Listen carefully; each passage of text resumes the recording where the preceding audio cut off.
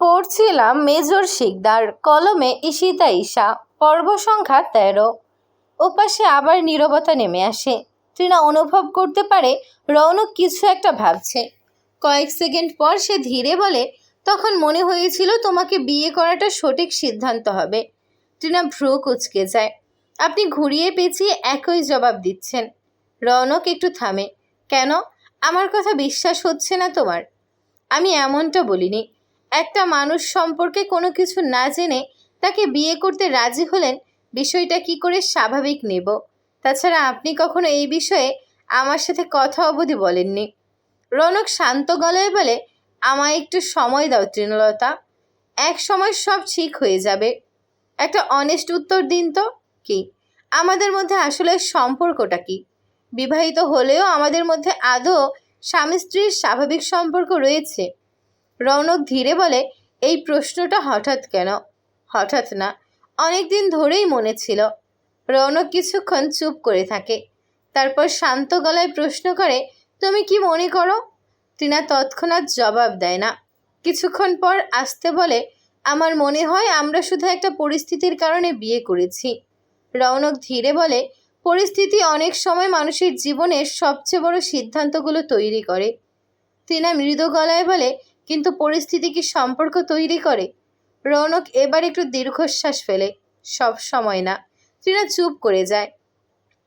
ঘরের ভেতরটা নিঃশব্দ। টেবিল ল্যাম্পের আলোয় দেয়ালের ছায়াগুলো স্থির হয়ে আছে। রৌনক আবার প্রশ্ন করে, তুমি কি এই বিয়েটা নিয়ে অস্বস্তিতে আছো? তৃণা কয়েক সেকেন্ড ভেবে জবাব দেয়, অস্বস্তি না, বিভ্রান্ত। কেন?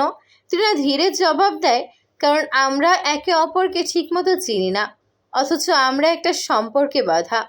রৌনক নরম গলায় বলে, সময় লাগবে Trinalata. Time heals everything. Trina এবার সরাসরি প্রশ্ন করে, আর যদি সময়ের পরেও কিছু না বদলায়? ওপাশে কয়েক সেকেন্ড নীরবতা বহে। তারপর রৌনক খুব শান্ত গলায় বলে, তাহলে আমরা তখন সিদ্ধান্ত নেব। তৃণা একটু অবাক হয়। কি সিদ্ধান্ত? রৌনক ধীরে উত্তর দেয়, যেটা তোমার জন্য ভালো হবে। তৃণার বুকের ভেতরটা অদ্ভুতভাবে কেঁপে ওঠে। সে বুঝতে পারে না এই কথার ভেতরে স্বস্তি আছে নাকি শূন্যতা। রৌনক আবার স্বাভাবিক গলায় বলে, এখন এসব ভেবে মাথা খারাপ করার দরকার নেই। তুমি অসুস্থ, ঘুমাও। তৃণা চুপ করে থাকে, তারপর ধীরে বলে, ঠিক আছে। রৌনক বলে, good night Trinalata. Good night. কলটা কেটে যায়। ঘরটা আবার নিস্তব্ধ হয়ে পড়ে। তৃণা কিছুক্ষণ ফোনটা হাতে নিয়েই বসে থাকে। তার মাথার ভেতর রৌনকের কথাগুলো ঘুরতে থাকে। বালিশের পাশে ফোন রেখে ল্যাম্প বন্ধ করে শুয়ে পড়ে সে। রিশানের দিকে ফিরে তার গায়ে হাত রেখে আলতো করে বোলাতে শুরু করে।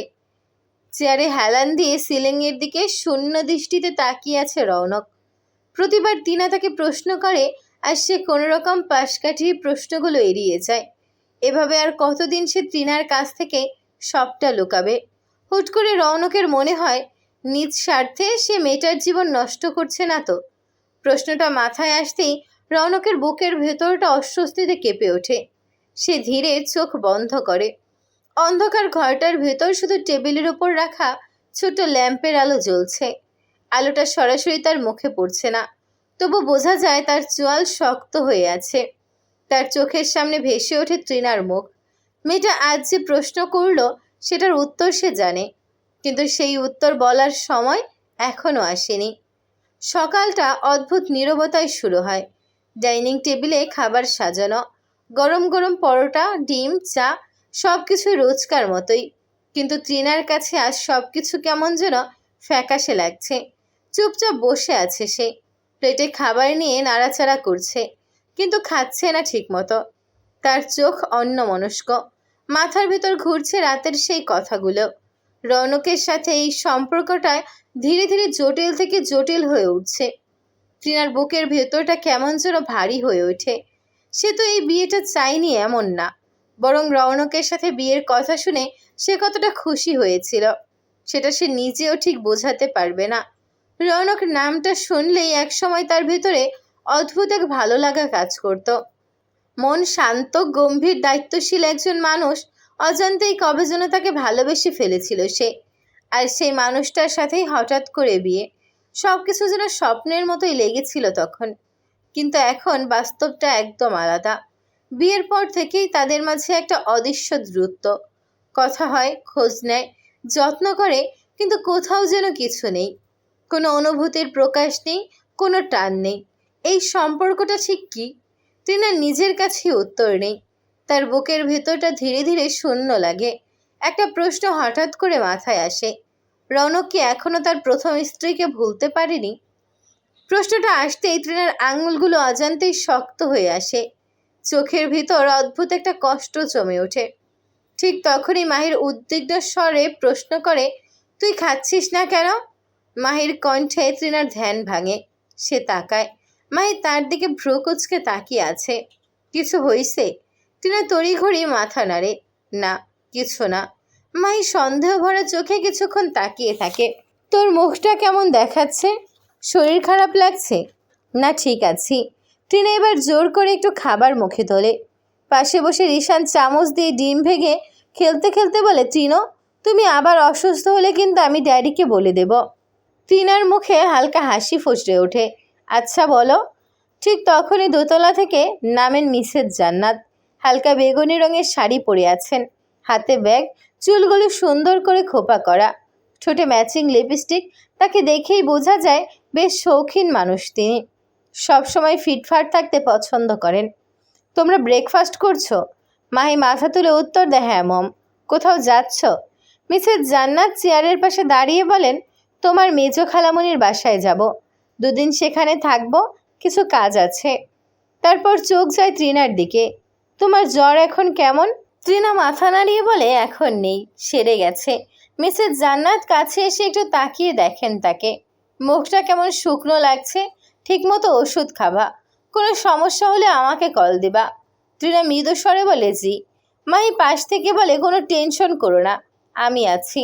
মিসেস জান্নাত মাথা নাড়িয়ে বলেন, খেয়াল রেখো। তারপর আর দেরি না করে বেরিয়ে যান। ডাইনিং আবার শান্ত হয়ে যায়। কয়েক সেকেন্ড চুপচাপ থাকার পর মাহি হঠাৎ বলে, এই শোন, কালকে তো শুক্রবার, চল না আমরা তিনজন কোথাও ঘুরতে যাই। রিশান সাথে সাথে লাফিয়ে ওঠে, ইয়েস, আমি পার্কে যাব, আইসক্রিম খাবো। তার উত্তেজনা দেখে মাহি হেসে ফেলে, ওকে, পার্কেই যাব। তারপর টিনার দিকে তাকায়, তুই কি বলিস? টিনা হালকা হাসে, বলে, ওকে। ঠিক তখনই তৃণার ফোনটা কেঁপে ওঠে। স্ক্রিনে ভেসে ওঠে অপরিচিত সেই নাম্বারটি। টিনার হাসিটা মুহূর্তেই মিলিয়ে যায়। বুকের ভেতরটা অদ্ভুতভাবে কেঁপে ওঠে। সে দ্রুত ফোনটা হাতে নেয়। আমি আসতেছি বলে চেয়ারে থেকে উঠে দাঁড়ায়। মাহি ভ্রু কুচকে তাকায়, কই যাচ্ছিস? একটু আসছি। টিনা আর কিছু না বলে টেবিল ছেড়ে একটু দূরে সরে যায়। করিডোরের এক পাশে গিয়ে থামে। কয়েক সেকেন্ড স্ক্রিনের দিকে তাকিয়ে থাকে। তারপর ধীরে কলটা রিসিভ করে। হ্যালো। অপরিচিত সেই কণ্ঠ ভেসে আসে। অবশেষে ধরলেন। টিনার বুকের ভেতরটা ধক করে ওঠে। কণ্ঠটা সে চিনে ফেলেছে। আপনি আবার কেন ফোন করেছেন? লোকটা শান্ত স্বরে বলে, কারণ আপনি এখনও ওখানেই আছেন। টিনার ভ্রু কুচকে যায়। মানে, আমি আগেও বলেছিলাম এই বাড়ির লোকজনের মাঝে আপনি অনিরাপদ। দ্রুত এই বাড়িটা ছেড়ে চলে যান। টিনার চোখে এবার বিরক্তি স্পষ্ট। দেখুন, আপনি কে আমি জানি না, আর আপনার এসব কথা শোনারও কোনো দরকার নেই আমার। লোকটা থামে না। আপনার দরকার আছে, আপনি শুধু বুঝতে পারছেন না। টিনা এবার দৃঢ় গলায় বলে, এটা আমার সংসার, আমি কোথাও যাচ্ছি না। ওপাশে কয়েক সেকেন্ড চুপ। তারপর একটু নরম কিন্তু চাপা স্বরে সে বলে, সংসার মাই ফুড, যেমনটা ভাবছেন তেমন কিছুই না। ওই মেজরের সাথে থাকলে আপনার জীবনটাও নষ্ট হবে। ওর মতো পাথরের সাথে সংসার করা কোনো মানুষের পক্ষে সম্ভব না। কথাটা তিনার ভেতরটা কেমন যেন নাড়িয়ে দেয়। তবুও সে নিজেকে সামলায়। সেটা আমার একান্ত ব্যাপার, আমার জীবন, আমি যা খুশি করব। খবরদার আমার স্বামীকে নিয়ে একটাও আজে বাজে কথা বলবেন না। বাহ, মিসেস শিকদার দেখছি মেজরকে ডিফেন্ড করছে। বিয়ে হতে না হতেই ওই লোকের প্রতি এত প্রেম। আপনি কি বলতে চান? পরিষ্কার করে বলুন। ঘুরিয়ে পেঁচিয়ে কথা বলার মানে কি? লোকটা হালকা নিঃশ্বাস ফেলে। এখন বললে আপনি বিশ্বাস করবেন না। তাহলে ফোন করেছেন কেন? আপনাকে প্রস্তুত করার জন্য। টিনা এবার চুপ হয়ে যায় এক মুহূর্ত। তারপর জোর গলায় বলে, আমি কোথাও যাচ্ছি না। লোকটা শান্ত স্বরে জবাব দেয়, আমি আপনাকে জোর করছি না, তবে অপশন দিচ্ছি। হয় আপনি নিজ থেকেই এই বাড়ি থেকে চলে যাবেন, নয়তো আমি আপনাকে আমার উপায়ে সেখান থেকে বের করব। আর আমার উপায়টা সহজ হবে না। আপনি নিজে ভেবেই দেখুন কোন রাস্তা চুজ করবেন। একটু থেমে আবার বলে, সময় খুব বেশি নেই আপনার হাতে, আজকে দুপুর অবধি সময় দিচ্ছি। কলটা কেটে যায়। তৃণা কয়েক সেকেন্ড ফোনটা কানে ধরে দাঁড়িয়ে থাকে, তারপর ধীরে নামায়। মাথার ভেতরটা ঝিমঝিম করছে। এই লোকটা কে? কেন বারবার একই কথা বলছে? আর কেন তার কথাগুলো এতটা অস্বস্তিকরভাবে সত্যি মনে হচ্ছে? তৃণা, মাহির ডাক শুনে সে চমকে ওঠে। এখন না বের হলে কিন্তু আমরা তিনজনই লেট হয়ে যাব। তৃণা কোনো জবাব দেয় না। মাহি তার দিকে এগিয়ে আসে, কাঁধে হাত রাখে। এই, কি হয়েছে তোর? তোকে কেমন চিন্তিত লাগছে? তৃণা তাকায়, কিন্তু কিছু বলে না। মাহি হালকা হাসে। কিছু নিয়ে চিন্তিত? চিন্তা করিস না, সব ঠিক হয়ে যাবে। তারপর একটু কাছে ঝুঁকে নরম গলায় বলে, ভাইয়ার সাথে তোর যে দূরত্ব চলছে, এটা এক সময় ঠিক হয়ে যাবে। ভাইয়া খুব জলদি ঢাকায় আসবে, তখন সব নর্মাল হয়ে যাবে। কথাগুলো শুনে তৃণা মৃদু হাসে। মাহিকে কি করে বলবে এই অচেনা লোকটার কথা? ঠিক তখনই রিশান এসে তার হাত ধরে। আই লাভ ইউ তৃণ। তৃণার ঠোঁটে হালকা হাসি ফুটে ওঠে। সে ঝুঁকে তাকে জড়িয়ে ধরে কপালে চুমু খায়। I love you too. Mahi আবার তাড়া দেয়, এই চল, দেরি হয়ে যাচ্ছে। রিশান আগে গাড়ির দিকে ছুটছে। মাহি তাকে সাবধান করতে করতে পেছন পেছন ছুটে। সার্ভেন্ট আগেই তাদের ব্যাগগুলো গাড়িতে দিয়ে এসেছে। গাড়ির পেছনের সিটে মাহির পাশে উঠে বসে তৃণা। ড্রাইভারের পাশের সিটে রিশান বসা। দরজা বন্ধ হতেই আবার ফোনটা বের করে। স্ক্রিনে সেই নাম্বারটা। কিছুক্ষণ তাকিয়ে থাকে, তারপর ধীরে নাম্বারটা ব্লক করে দেয়। তবুও ভেতরটা কেমন খচখচ করছে। ক্লাসরুমের লেকচার চলছে। বোর্ডে কিছু লিখছেন স্যার। চারপাশে সবাই নোট নিচ্ছে মন দিয়ে। তৃণাও খাতা খুলে লিখছে। হঠাৎ টেবিলের উপর রাখা ফোনটা কেঁপে ওঠে। ভ্রু কুঁচকে ফোনটা তুলে নেয় সে। মেসেজটা ওপেন করতেই চোখ থেমে যায় কয়েক সেকেন্ডের জন্য। মিসেস শিকদার, আপনাকে সাবধান করেছিলাম। মনে হচ্ছে আপনি আমার কথার গুরুত্ব দিচ্ছেন না। মেসেজটা পড়ে তৃণার চোখ মুখে বিরক্তি ফুটে ওঠে। বিরক্ত মুখে স্ক্রিনের দিকে তাকিয়ে থাকে। এসব পাত্তা দিলে তাকে পেয়ে বসবে। তাড়াতাড়ি এই নাম্বারটাও ব্লক করে সে। বুকের ভেতরটা খচখচ করলেও পাত্তা দিল না সে। কাজ শেষ হতেই ফোনটা উল্টো করে টেবিলে রেখে দেয়। মনোযোগ দেয় স্যারের লেকচারে। কয়েক মুহূর্ত পর আবার ফোনটা কেঁপে ওঠে। ফোনের দিকে তাকায় সে। ঢোক গেলে ফোনটা উল্টো করে। আরেকটা মেসেজ, তবে অন্য নাম্বার থেকে। আপনি আমার কোনো কথাই শুনলেন না। এরপর যা হবে সকল দায়ভার আপনার। The game is on. মেসেজটা দেখে তৃণার কপালে ভাঁজ পড়ে। এই অচেনা লোকটা চাইছেটা কি? তাকে একদণ্ড স্বাভাবিকভাবে থাকতে দিচ্ছে না কেন? সে এবারেও কোনো রিপ্লাই দেয় না। ফোনটা ব্যাগে ঢুকিয়ে রাখে। ক্লাস তখন শেষের দিকে। আর 5 মিনিট বাকি। ঠিক তখনই ফোনটা ভাইব্রেট হয়। ফোনটা বের করে দেখে অচেনা একটা নাম্বার। টিনা কিছুক্ষণ তাকিয়ে থাকে স্ক্রিনের দিকে। বিরক্তি নিয়েই কলটা রিসিভ করে। নিচু গলায় বলে, হ্যালো। ওপাশে অপরিচিত এক কণ্ঠ শোনা যায়, আপনি কি টিনা? টিনার কপাল কুঁচকে যায়। জি বলুন। লোকটা দ্রুত বলে, রাস্তায় একজন মেয়ে অ্যাক্সিডেন্ট করেছে, তার ফোনে ইমার্জেন্সি কন্ট্যাক্টে আপনার নাম্বার পেয়ে কল দিলাম। টিনার বুকের ভেতরটা ধক করে ওঠে। অস্ফুট স্বরে আওড়ায়, মাহি। ওপাশের লোকটা দ্রুত বলে, হ্যাঁ ম্যাম, মনে হয় নামটা মাহি। ওর ফোনে লাস্ট ডায়াল আর ইমার্জেন্সি কন্ট্যাক্টে আপনার নামই ছিল। তাই টিনার হাত কেঁপে ওঠে। কোথায় হয়েছে? ধানমন্ডি লেকের কাছে। আমরা এখন ওকে নিকটের একটা হাসপাতালে নিয়ে যাচ্ছি। অবস্থা খুব একটা ভালো না মনে হচ্ছে। কথাটা শেষ হওয়ার আগে টিনার বুকের ভেতরটা হিম হয়ে যায়। কোন হাসপাতালে নিচ্ছেন? লোকটা দ্রুত একটা নাম বলে দেয়। টিনা আর কিছু শোনে না। আমি আসছি, প্লিজ খেয়াল রাখবেন ওর। কলটা কেটে দেয় সে। হাতটা এখনও কাঁপছে। চারপাশের শব্দগুলো হঠাৎ করে কেমন দূরে সরে যায়। স্যারের কথা, ক্লাসের শব্দ সব কেমন ঝাপসা হয়ে যায়। টিনা ধীরে ধীরে দাঁড়িয়ে পড়ে। চেয়ারের শব্দে পাশে বসা কয়েকজন তাকায়। স্যারও থেমে যান। হ্যাঁ, কিছু বলবে। টিনা শব্দ খুঁজে পায় না প্রথমে। কিছুক্ষণ পর খুব কষ্ট করে বলে, স্যার, আমার ননদের অ্যাক্সিডেন্ট হয়েছে, আমাকে এখনই যেতে হবে। স্যার কয়েক সেকেন্ড তাকিয়ে থাকেন, তারপর মাথা নাড়েন। ওকে, ইউ মে গো। আর এক মুহূর্ত দেরি করে না তৃণা। ব্যাগটা তুলে নিয়ে প্রায় দৌড়ে বের হয়ে যায় ক্লাসরুম থেকে। করিডোরে বের হতেই তার নিঃশ্বাস ভারী হয়ে আসে। হাত কাঁপতে কাঁপতে আবার ফোনটা বের করে, ডায়াল করে রৌনকের নাম্বার।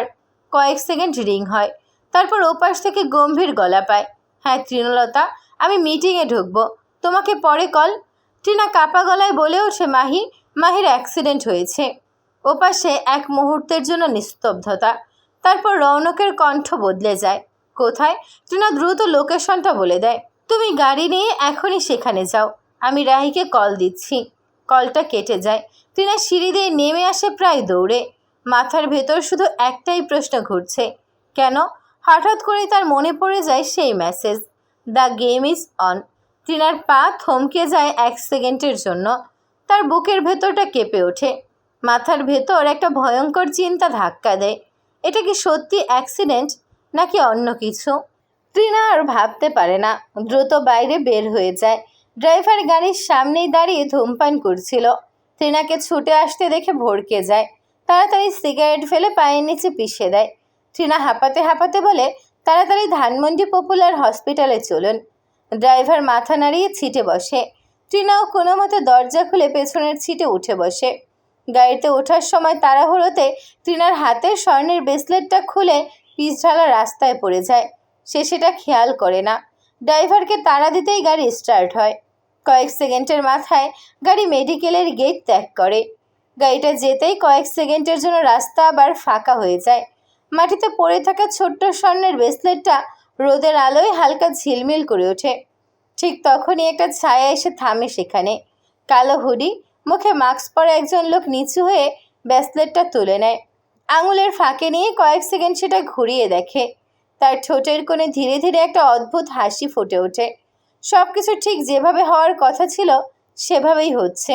লোকটা পকেট থেকে একটা ছোট্ট বাটন ফোন বের করে, নাম্বার ডায়াল করে কানে তোলে। ওপাশে কল রিসিভ হতেই সে নিচু নিয়ন্ত্রিত গলায় বলে, বস, কাজ হয়ে গেছে। একটু থামে, তারপর দৃষ্টি তুলে সেই রাস্তার দিকে তাকায় যেদিক দিয়ে ট্রিনার গাড়িটা মিলিয়ে গেছে। শিকার ছুটছে আপনার নীড়ে। ওপাশে কি বলা হয় তা শোনা যায় না, কিন্তু লোকটার মুখের হাসিটা আরও একটু গভীর হয়। জি, সব প্ল্যান অনুযায়ী হচ্ছে। কলটা কেটে দেয় সে। কয়েক সেকেন্ড স্থির দাঁড়িয়ে থাকে, তারপর ধীরে ধীরে মুঠোর ভেতর ব্রেসলেটটা চেপে ধরে। চোখের সামনে অদৃশ্য কোনো হিসেব কষে নেয়। এরপর ঘুরে হেঁটে চলে যায় ভিড়ের মাঝে, একদম সাধারণ মানুষের মতোই।